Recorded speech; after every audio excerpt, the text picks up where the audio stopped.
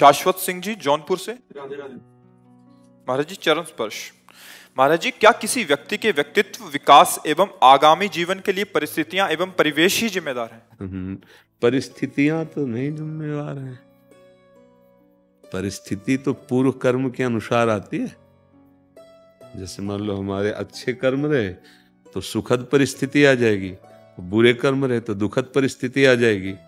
अब हमारा विवेक उस समय कि हम उस दुखद सुखद परिस्थिति का सदुपयोग कर पाए, उसमें डूब न जाए। जैसे सुखद परिस्थिति आ गई तो अभिमान में फूल कर हमारे द्वारा गलतियां हो सकती हैं। दुखद परिस्थिति आ गई, हम इतने निराश हताश उदास टूट सकते हैं। इसका मतलब वो परिस्थिति का आप भोग कर रहे हैं। अगर आप परिस्थिति का सदुपयोग कर लें तो आपके जीवन में आगे विकास प्रकाश उन्नति का कारण बन सकती है।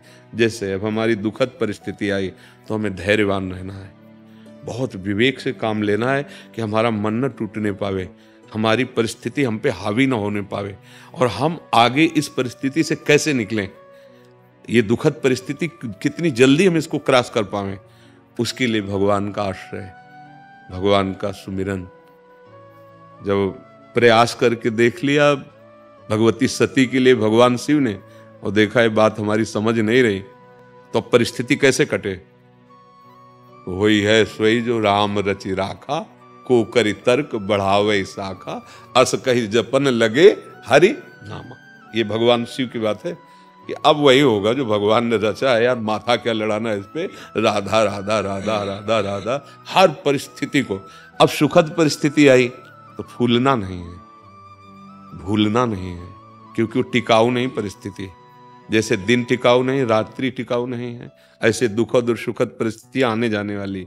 अब आप सुख को और अधिक समय तक बढ़ा सके, जैसे वो दुख को मिटाने की बात कही तो बढ़ा, तो अपने सुख को बांट दीजिए।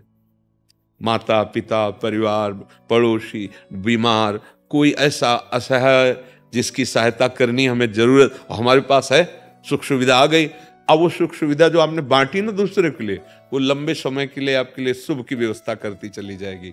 तो खास बात परिस्थिति नहीं हुई, खास बात विवेक हुआ। कितने ऐसे लोग हैं कि सुखद परिस्थिति में बड़े अपराध कर बैठते हैं और दुखद परिस्थिति में अपने को एकदम हीन सा नष्ट सा समझ लेते हैं कि अब तो किसी काम का नहीं रह गया। तो दुखद या सुखद परिस्थिति हम पे हावी ना होने पावे, हम विवेक के द्वारा उसका सदुपयोग कर लें, सदुपयोग कर लें।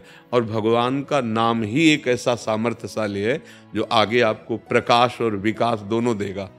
प्रकाश कि हमारा मार्ग कौन सा है, और विकास उन्नति। जो बाधा पहुंचाने वाली दुख देने वाले कर्म है उन भगवान के नाम जपने से नष्ट हो जाते हैं। नाम का ऐसा अद्भुत प्रभाव है। नाम संकीर्तनम यस्य सर्व पाप प्रणाशनम, सारे पापों को नष्ट कर देता है। तो पाप ही तो दुख देते हैं, पाप ही बाधा पहुंचाते हैं। नाम भगवान का आश्रय और विवेक युक्त रहो। अगर कोई नशा करेगा, गंदे आचरण करेगा, तो फिर परिस्थिति वो मोल पैदा कर रहा है दुख की, वो कभी भी वो उसका विकास भी जो दिखाई दे रहा है ना, तो शब्द लिख लो विनाश। पराई माता बहनों के साथ गंदे आचरण कर रहा है और गंदा खान पान कर रहा है, और बड़ा विकास तुम्हें दिखाई दे रहा है कि करोड़ों का, वो विकास नहीं, देख लेना समय आने पर वो नष्ट हो जाएगा। जैसे समय आने पर थोड़ा इंतजार करना, तभी लोग समझ नहीं पाते ना। अब जैसे कई लोग कह देते हैं कि आप वो कह देते हैं कि पूर्व जन्म का आपका है, भगवान उसी जन्म में क्यों नहीं भुगता देते हैं? पूर्व जन्म के लिए क्यों रखते हैं? भला गेहूं की फसल पैदा करो तो 6 महीना लगता है ना, आप गेहूं फेंक दो, दूसरे दिन खोद के खा लो, क्या है फसल?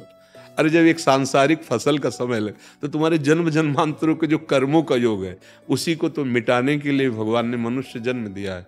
भजन के द्वारा, अच्छे आचरण के, लोग बहुत तर्क दिमाग से पैदा करते हैं। ये तर्क का मार्ग नहीं है, ये श्रद्धा और विश्वास का मार्ग है। जब एक डॉक्टर औषधि देता है तो आप उससे ये नहीं कहते कि हरा वाला टेबलेट नहीं लेंगे, लाल वाला खाएंगे, ये इंजेक्शन नहीं, पूरा वैसे का वैसे डोज लेते, पैसा देते। अगर ऑपरेशन हुआ तो लिख भी देते हैं कि हमारे मरने पर आपके ऊपर कोई भी होता है ना, और आप भाव रोग नष्ट करना चाहते, जन्म जन्म के दुख नष्ट करना चाहते, और जब संत जन उपदेश करते हैं तो उसको आप स्वीकार नहीं करते हैं। क्यों नहीं स्वीकार करते हैं? क्योंकि माया के द्वारा बुद्धि का अपहरण हो गया है। अगर बात समझ लो, एक छोटा बच्चा आता है और उसके मुख में दुग्ध लगाया जाए, वो पान करने लगता है ना। किसने ट्रेनिंग दी है? अगर ये पूर्वाभ्यासी नहीं है, पूर्व का अभ्यास उसको नहीं है, तो ये कैसे जानता है? छोटा बच्चा अभी बिल्कुल ज्ञान नहीं है, और ऐसे करो रोने लगेगा ना, ये पूर्वाभ्यास है ना उसका। ऐसे वो किलकारी मारने लगेगा ना। वो समझ रहा है ना, प्यार को समझ रहा है, मार को भी समझ रहा है, आहार को भी समझ रहा है। वो समझ रहा है, मतलब वो है पूर्व का अभ्यास। उसको स्कूल में ट्रेनिंग नहीं दी गई, अभी पैदा हुआ है, कुछ दिनों का है, तो जीव का शरीर भरे बदल रहा है, लेकिन वो बहुत पुरातन है, तो उसी के अनुसार कर्मों का भोगना पड़ता है। तो कभी देखा जाता है छोटा बच्चा है पर बहुत दुखद परिस्थिति है, लकवा मार गया या ऐसा या वैसा, तो होता है इतना छोटा बच्चा क्या पाप कर दिया अभी, ये अभी का नहीं है, ये पूर्व का है।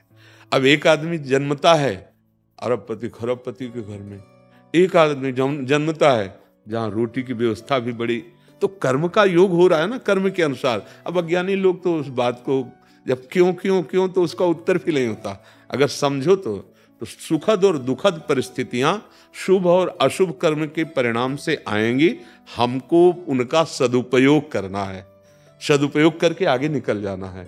और आगे निकलने की सामर्थ्य भगवान नाम में है, हरि नाम में। राधा राधा रटो, अच्छे आचरण करो और विवेक से चलो, तो मनुष्य जीवन का लाभ मिल जाएगा।